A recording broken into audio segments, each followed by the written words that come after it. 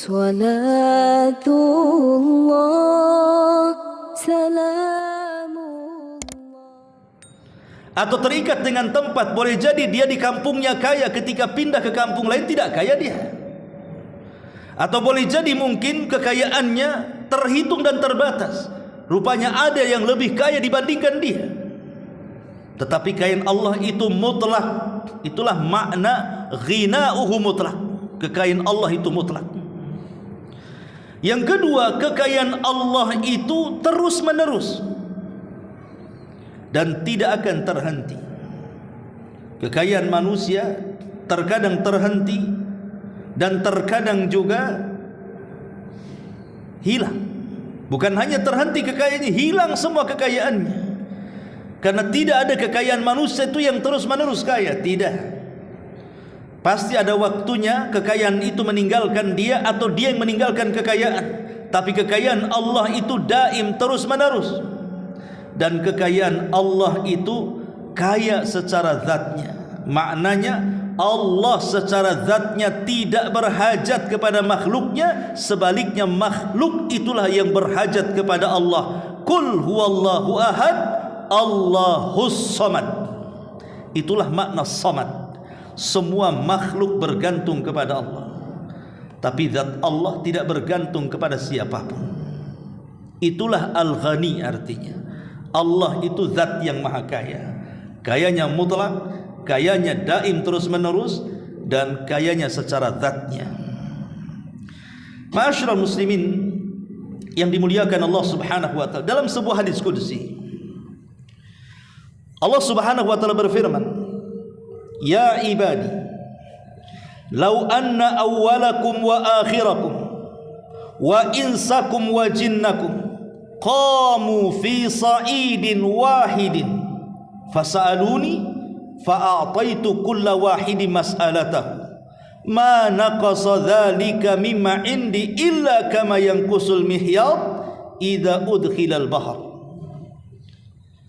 Allah Subhanahu wa taala berfirman dalam hadis qudsi, wahai hamba-hamba, kalaulah orang yang awal-awal di antara kalian digabungkan dengan orang yang akhir-akhir di antara kalian, jadi orang yang awal sampai yang akhir dikumpulkan jadi satu, kemudian dilibatkan jin dan manusianya, kemudian mereka berkumpul di sebuah lapangan yang sangat luas sekali, jin, manusia, dari mulai yang awal sampai yang akhir. Berapa itu jumlahnya? Tidak ada yang tahu kecuali Allah. Fasa'aluni, semuanya meminta sesuatu kepadaku yang berbeda. Orang ini meminta yang lain, orang itu meminta yang ini, orang itu meminta yang lain lagi, dan begitu seterusnya. Kemudian apa kata Allah? Fa'a'taitu kulla wahidi mas'alatahu. Pasti aku akan beri setiap satu orang sesuai dengan permintaannya. Mana qasadzalika mimma indi, kalaupun aku berikan semuanya kepada orang-orang yang meminta dari kalangan jin dan manusia, dari orang yang awal sampai yang akhir itu, mana qasadzalika mimma indi, itu tidak mengurangi kekayaan yang ada padaku, kata Allah, illa kecuali kama yanqusul mihyat idza udkhilal bahr, kecuali seperti jarum pentul yang dibenamkan ke dalam air lautan kemudian dicabut. Disitulah ada tetesan di ujung dari jarum itu. Satu tetes itulah cukup untuk memberikan semua manusia dan semua jin. Itulah Allah Subhanahu wa taala, zat yang maha ghani, yang maha kaya. Makanya dalam hadis yang lain juga Nabi SAW mengatakan, dalam hadis Bukhari dari Abi Hurairah radhiyallahu anhu, qala, Rasul mengatakan, yadullah mal'ah la yaghiduha nafaqatun sakha'ul layla wan nahara. Wa qala ara'aytum ma anfaqa mundu khalaqas samawati wal ard fa innahu lam yaghid ma fi yadihi. Nabi SAW mengatakan, tangan Allah selalu penuh, tidak kurang karena memberikan nafkah atau memberikan rizki kepada hamba-hambanya, dan selalu dermawan baik siang ataupun malam. Kemudian kata Rasul, bukankah kalian telah melihat apa yang dibelanjakan Allah semenjak Dia menciptakan langit dan bumi, dan tidak berkurang sedikit pun yang ada di tangannya. Kalau kita punya uang banyak kemudian kita belanjakan, pasti habis. Seberapa banyak uang yang kita pegang, kalau kita terus belanjakan pasti habis. Tapi di sini Allah Subhanahu wa taala setiap hari membelanjakan, memberikan kepada hamba-hambanya dari kekayaannya. Bahkan setiap sepertiga malam Allah Subhanahu wa taala menawarkan kekayaannya dan mengatakan, man yad'uni fa astajibalah wa man yas'aluni fa u'tiyah wa man yastaghfiruni fa aghfiralah. Siapa yang minta ku kasih, siapa yang berdoa ku beri, dan siapa yang minta ampun ku ampuni. Setiap sepertiga malam, dan itu setiap hari. Allah berikan setiap orang yang meminta di sepertiga malam. Apakah kurang yang ada di sisi Allah? Tidak. Tidak berkurang sedikit pun. Allah itu kaya, tidak berkurang sedikit pun. Kecuali hanya satu tetes yang di ujung jarum itu saja. Itu sudah diperebutkan oleh seluruh manusia dan seluruh jin. Dan itu sudah mencukupi mereka. Kalau kekayaan Allah Subhanahu wa taala sebegitu dahsyatnya, lalu kenapa kita tidak yakin kepada Allah dan meminta sesuatu kepada Allah? Idza sa'alta fas'alillah wa idza sta'anta fasta'in billah. Kenapa kemudian kita merasa khawatir kalau ada orang dipecat dari perusahaan yang umpamanya, kalau ada orang di PHK atau gulung tikar usahanya, merasa bahwa rizkinya sempit sampai di situ. Dia tidak yakin Allah itu Ghani, Maha Kaya. Allah bisa mengayakan seseorang dalam sekejap sebagaimana Allah bisa memiskinkan dalam sekejap. Tetapi keyakinan Allah Subhanahu wa taala zat yang Maha Kaya harus tertanam pada diri kita supaya kita senantiasa berhajat dengan Allah, menjadi hamba Allah, fakir dengan Allah Subhanahu wa taala. Jangan seperti orang Yahudi yang menghina Allah Subhanahu wa taala dengan mengatakan, innallaha faqirun wa nahnu aghniya. Allah itu fakir, kata orang Yahudi. Allah itu fakir, kami yang kaya. Kurang ajar tidak? Kurang ajar. Cemana orang Yahudi mengatakan seperti itu? Allah fakir, kami kaya. Sombong. Ya. Tapi jadilah seorang yang beriman bahwa kita ini fakir, Allah itu kaya. Al-Imam Ibnu Al-Athir rahimahullahu ta'ala ketika memberikan makna apa itu Al-Ghani, beliau mengatakan, huwa alladhi la yahtaj ila ahadin fi syai'in wa kullu ahadin muhtaju ilaih. Dia adalah zat yang tidak berhajat kepada siapapun, tapi siapapun sangat berhajat kepada Allah Subhanahu wa ta'ala. Kemudian juga Imam Al-Khattabi rahimahullahu ta'ala mengatakan, ketika memberikan makna Al-Ghani, dia mengatakan, annahu subhanahu wa ta'ala huwa alladhi istaghna anil khalqi wa an nusratihim wa ta'yidihim limulkihi falaysat bihi hajatun ilaihim fahum ilaihi fuqara muhtajun kama wasafa al-khaliqu nafsahu faqala Allah azza wa jalla wallahu ghaniyun wallahul ghaniyyu wa antumul fuqara. Kata Imam Al-Khattabi, dia mengatakan yang dimaksud Allah Maha Kaya adalah Dia merasa cukup dengan dirinya dari makhluknya. Dia tidak berhajat kepada pertolongan makhluknya. Dia tidak berhajat kepada kekuatan makhluknya untuk menguatkan kekuasaannya. Dia tidak berhajat sama sekali kepada mereka. Justru mereka yang fakir berhajat kepada Allah, sebagaimana Allah sifatkan sendiri dalam Quran, Allah itu Maha Kaya sementara kalian fakir. Dari sini kita tahu bahwa manusia sehebat apapun mereka beribadah kepada Allah Subhanahu wa taala, Allah itu tidak berhajat dengan ibadah kita. Allah itu tidak berhajat dengan ibadah kita. Perhatikan riwayat Aisyah radhiyallahu anha. Nabi sallallahu alaihi wasallam membacakan satu ayat, walladzina yu'tuna ma atau wa qulubuhum wajilatun annahum ila rabbihim raji'un. Jadi Allah Subhanahu wa taala berfirman dalam surah Al-Mu'minun ayat 60, dan orang-orang yang mereka senantiasa memberikan apa yang telah mereka berikan. Mungkin mereka suka bersedekah, mungkin suka mengajarkan ilmunya, atau mungkin suka beribadah, suka puasa, suka haji, suka umrah, ataulah ibadah yang lainnya. Dan orang-orang yang memberikan apa yang mereka berikan dengan hati yang takut, karena mereka tahu bahwa sesungguhnya mereka akan dikembalikan kepada Tuhan mereka. Aisyah radhiyallahu anha ketika ditanya soal ayat ini, ahumul ladzina yashrabuna al-khamra wa yasrikun, wahai Aisyah, apakah mereka yang dimaksud ayat ini orang-orang yang minum khamr ataukah mereka yang mencuri?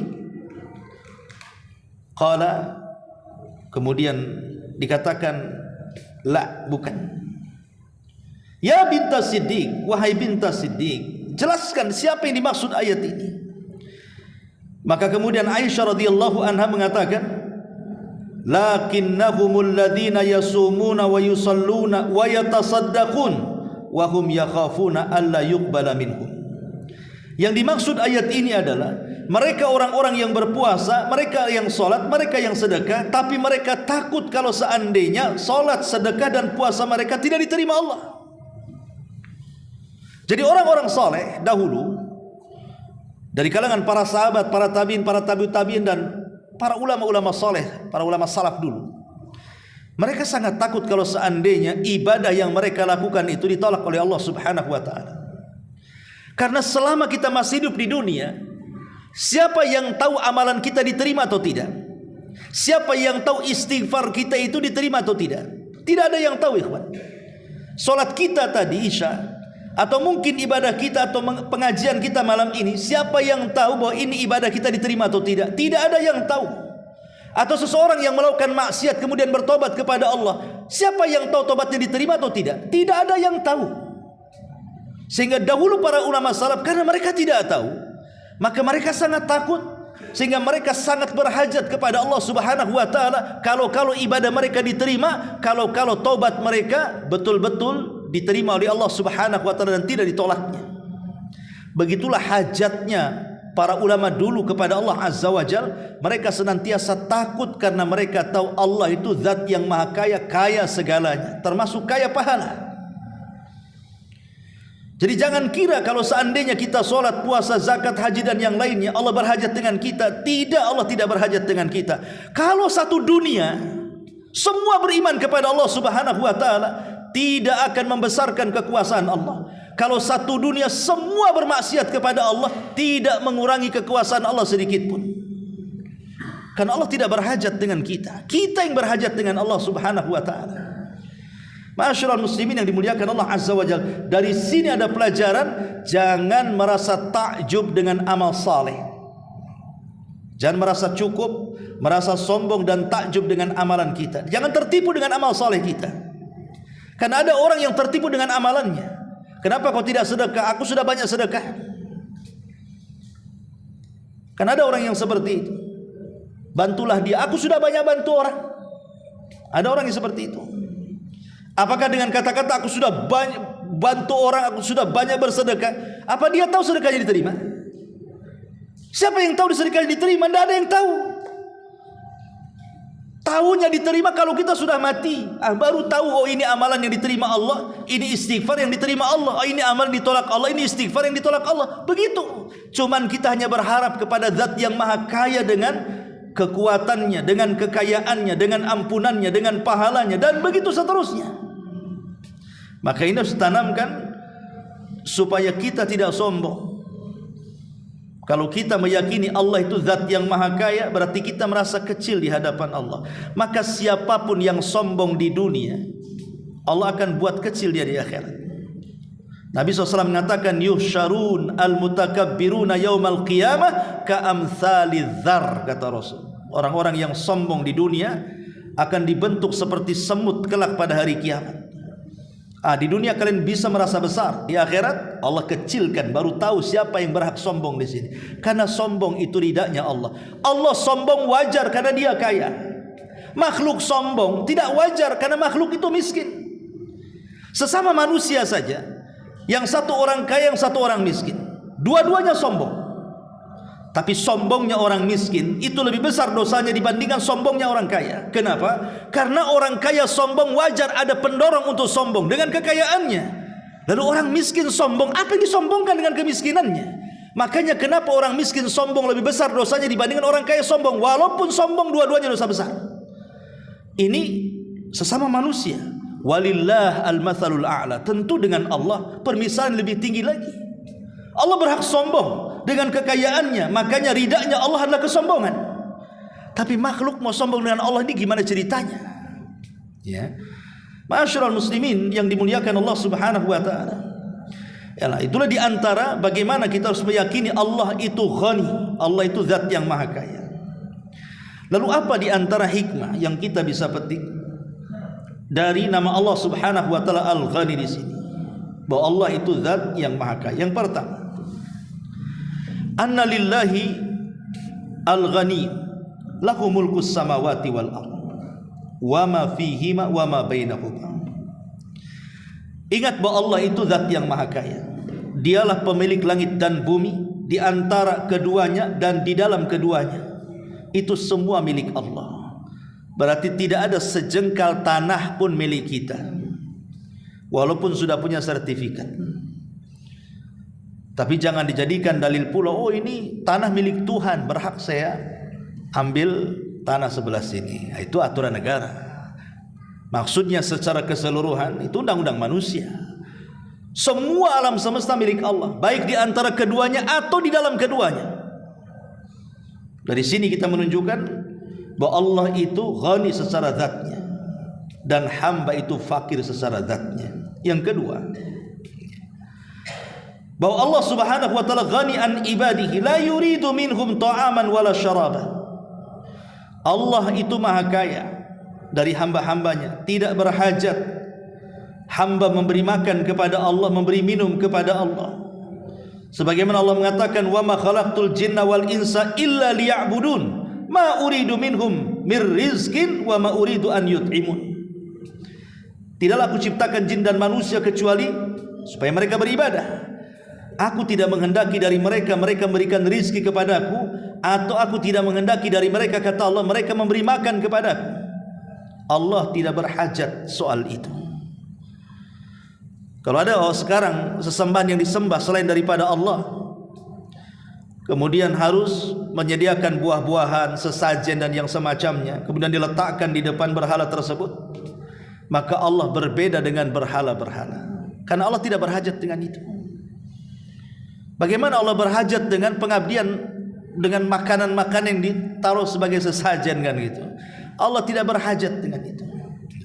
Kemudian yang ketiga, an yata'affaf al-mu'min an amwalin nas. Kalau kita tahu Allah itu zat yang maha kaya, maha mencukupi segala-galanya, maka seorang mukmin harus menjaga kehormatannya dari harta-harta manusia dan kebutuhan manusia, agar tidak meminta kepada manusia kecuali kepada Allah Subhanahu wa taala. Jangan meminta kepada makhluk. Makhluk itu tidak akan memberi. Tapi mintalah kepada zat yang setiap hari tangannya memberi kepada makhluknya, Allah Subhanahu wa taala. Dalam sebuah hadis, ada seseorang datang kepada Ali radhiyallahu anhu, "Ya Ali, aku sudah berusaha keras untuk supaya cukup kehidupanku. Tidak kaya tidak ada masalah, yang penting cukup. Tapi aku senantiasa susah hidup, susah makan, susah ekonomi. Ada enggak amalan-amalan yang bisa kubaca?" Maka Ali radhiyallahu anhu mengajarkan, kalau begitu bacalah doa yang diajarkan Nabi sallallahu alaihi wasallam. Allahumma kfini bihalalika an haramik wa aghnini amman siwa wa aghnini min fadlika amman siwa. Allahumma kfini bihalalika an haramik. Ya Allah, cukupkan aku dengan yang halal yang Engkau berikan kepadaku daripada yang haram yang Kau larang dariku. Dan cukupkan dengan karuniamu ya Allah dari selainmu. Cukupkan, berikan kekayaan kepadaku agar aku tidak meminta kepada selainmu. Maka ketika kemudian doa ini diulang-ulang setiap hari, tidak butuh waktu lama, tiba-tiba dia datang kepada Ali radhiyallahu anhu dan mengatakan, "Ya Ali, Allah sudah bukakan pintu-pintu rizki kepadaku." Harus yakin, jangan coba-coba. Allah jangan dibuat coba-coba. Coba-coba saja kata Ustaz baca doa ini. Bukan begitu. Allah itu zat yang maha yakin, tidak boleh diibadahi kecuali dengan keyakinan, bukan dengan coba-coba dan keraguan. Seperti Abu Umamah Al-Ansari radhiyallahu an, penuh dengan hutang, stres hidupnya. Akhirnya dia datang ke masjid, kemudian mojok di pojok masjid sambil sholat, berdoa dan begitu seterusnya. Tiba-tiba Rasul datang dan mengatakan, "Ya Aba Umamah, ngapain kau di masjid? Ini bukan waktu sholat." Karena waktu itu waktu duha. Harusnya waktu duha itu orang kerja. Ini bukan waktu sholat, ngapain kau di sini? Gitu ya. Maka Abu Umamah mengatakan, "Ya Rasulullah, humumun lazimatni wa duyunun." Rasul, stres yang meliputi aku dan hutang yang melilitku, katanya. Maka Nabi SAW mengatakan, "Maukah ku ajarkan kepadamu sebuah doa yang kalau kau baca di waktu petang dan juga pagi hari, maka insya Allah Allah akan lepas seluruh kesulitanmu dan Allah akan hilangkan semua hutang-hutang." Maka kata Umar, "Tentu wahai Rasul, doa apa itu?" Maka Nabi SAW mengajarkan doa, salah satunya doanya, "Allahumma inni a'udzubika min ghalabati daini wa qahrir rijal." Ya Allah, aku berlindung kepadamu jangan sampai aku terbebani dengan hutang ataupun jasa baik manusia kepadaku yang menahanku agar aku tidak mengatakan yang hak kepadanya. Ada orang hutang bukan karena uang, tapi hutang budi. Kalau hutang uang jelas bayar uang kan itu. Kalau hutang budi, kadang-kadang kita menasihati segan, nggak enak saya, dia sudah baik sama saya, nasihati, Anda bisa. Ada orang akhirnya tidak bisa mengatakan yang hak karena apa? Hutang budi kan gitu. Padahal dia tidak boleh. Ya. Tidak boleh kita ini menahan kebenaran karena hutang budi. Makanya di sini Rasul mengatakan, "Allahumma inni a'udzubika min ghalabati daini wa qahrir rijal." Ya Allah, aku berlindung kepadamu dari terkalahkan hutang dan terkalahkan oleh hutang budi manusia kepadaku. Masyaallah muslimin yang dimuliakan Allah. Jadi asar imaniyahnya ketika kita yakin Allah Maha Kaya, maka kita tidak akan meminta kecuali kepada Allah, dan kita berusaha untuk menjaga kehormatan untuk meminta-minta kepada selain Allah Subhanahu wa taala. Kemudian juga yang keempat, annallaha likamali ghina. Allah Subhanahu wa taala dengan kesempurnaan kekayaannya itu qadirun ala an yudhiban nas wa ya'ti bi khalqin jadid. Allah sanggup membinasakan semua manusia dan Allah datangkan manusia generasi baru. Allah berfirman dalam Al-Qur'an surah Al-An'am 133, "Wa rabbukal ghanidur rahmah." Dan Allah adalah Rabbmu yang maha kaya, pemilik kasih sayang. Iyasha yudhibkum. Kalau Allah mau, Allah lenyapkan kalian.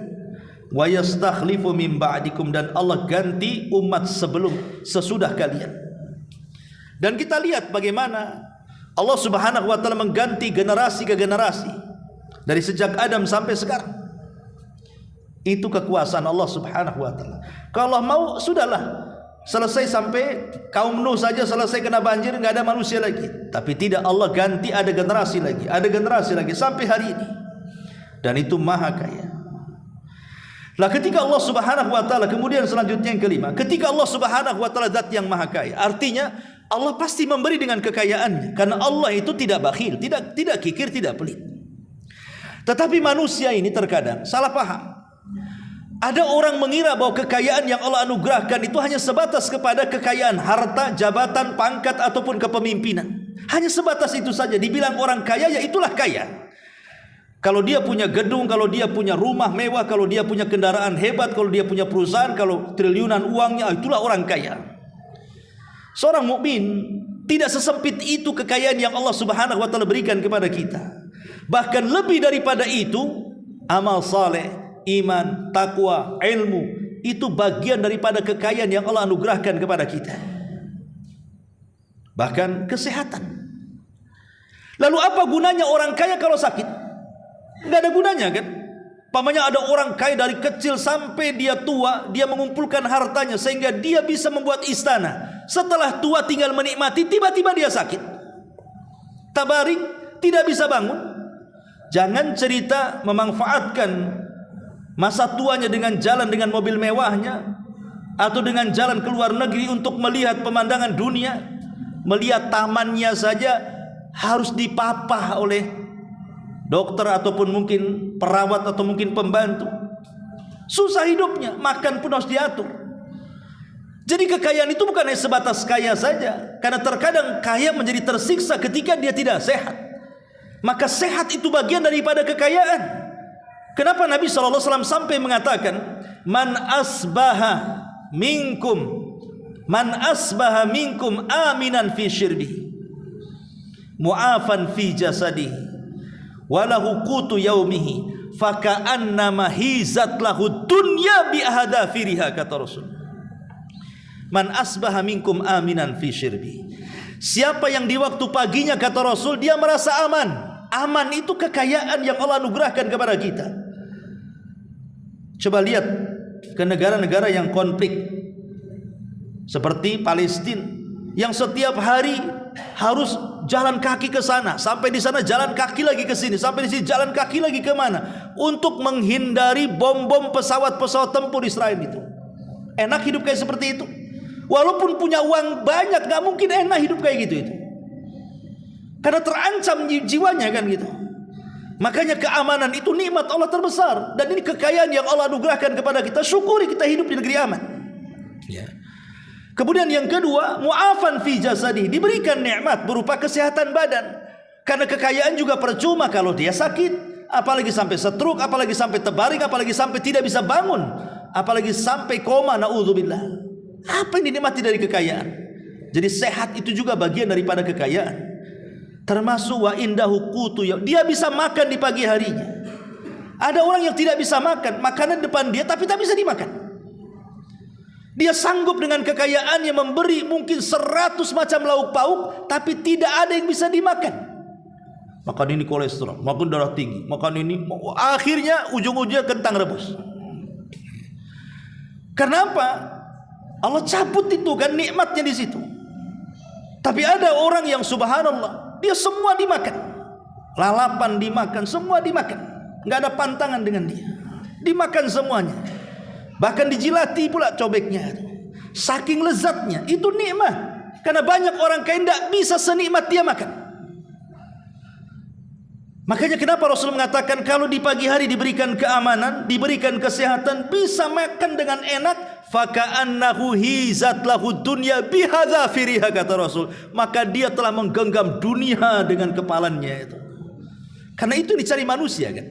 Manusia itu mencari apa kalau tidak aman, sehat, makan? Itu yang dicari manusia. Dan itu kekayaan yang Allah anugerahkan yang harus kita syukuri. Ya termasuk tadi keimanan, ilmu, antum hadir majelis taklim, ini kan kekayaan. Karena kekayaan itu tidak mesti di dunia ya. Kekayaan itu juga bisa berupa tabungan kita untuk akhirat kelak di surga. Itu juga kekayaan yang kita cari di dunia. Ma'asyiral muslimin yang dimuliakan Allah Azza wa Jalla. Jadi intinya bahwa Allah itu ghani, Allah itu zat yang makaya, dan kita sangat berhajat kepada Allah Subhanahu wa taala. Ya. Adapun tentang sebab-sebab bagaimana kita ini mencari kekayaan dari zat yang maha kaya. Bagaimana caranya? Secara singkat, yang pertama, bertakwalah kepada Allah. Karena takwa itu bisa mendatangkan rizki dari arah yang tidak disangka-sangka. Wa man yattaqillah yaj'al lahu makhraja wa yarzuqhu min haitsu la yahtasib. Siapa yang bertakwa kepada Allah, Allah akan carikan jalan keluarnya, dan Allah berikan rizki dari arah yang tidak disangka-sangka. Dua, perbanyak taubat dan istighfar.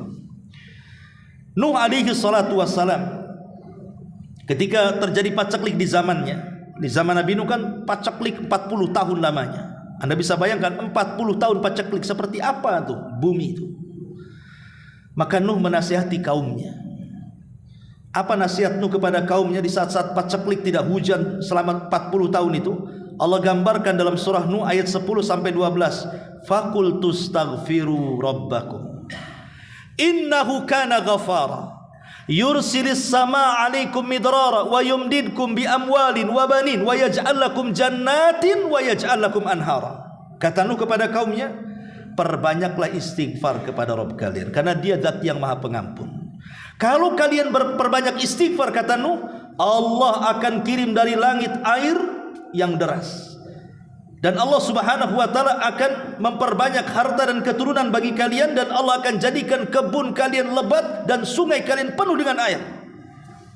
Lihat, istighfar itu membawa kekayaan dari Allah Subhanahu wa taala. Yang ketiga, sidqut tawakkul.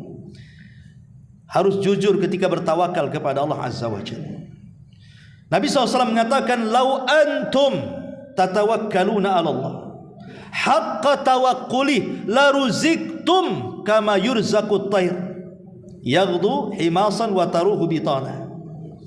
Kalau kalian betul-betul bertawakal dengan sebenar-benar tawakal kepada Allah, kalian akan diberikan rizki persis seperti burung diberikan rizki oleh Allah Subhanahu wa taala, keluar dari sangkarnya dalam kondisi lapar, pulang pula sudah kenyang dan mampu untuk memberikan makan anak-anaknya. Lihat burung. Burung itu tidak punya sertifikat, tidak punya ijazah, tidak pernah ikut seminar, tidak pernah sekolah burung. Tapi burung ini hebat. Allah berikan insting. Dia kalau keluar dari sarangnya, dia akan melihat makanan dari atas langit. Dan Allah Subhanahu wa taala sudah beri insting. Dia bisa mengenali makannya yang ada di bumi dengan pandangan yang tajam dari langit. Kadang-kadang kita manusia tidak tahu kalau di bawah kaki kita ada makanan burung tuh. Tapi burung dari langit, dia mampu melihat makanan di bumi. Setelah melihat makanan di bumi, maka dia akan panggil semua kawan-kawanannya. Di sini ada makanan, walaupun sedikit mereka berbagi. Itulah burung. Kalau manusia tidak gitu. Kalau sedikit ya tidak bilang-bilang, banyak lebih tak bilang-bilang lagi. Lagi susah baru stres, baru bilang-bilang ada kerjaan enggak kan itu. Itulah manusia. Ya. Ma'asyiral muslimin yang dimuliakan Allah Azza wa Jalla. Kemudian yang keempat, silaturahim.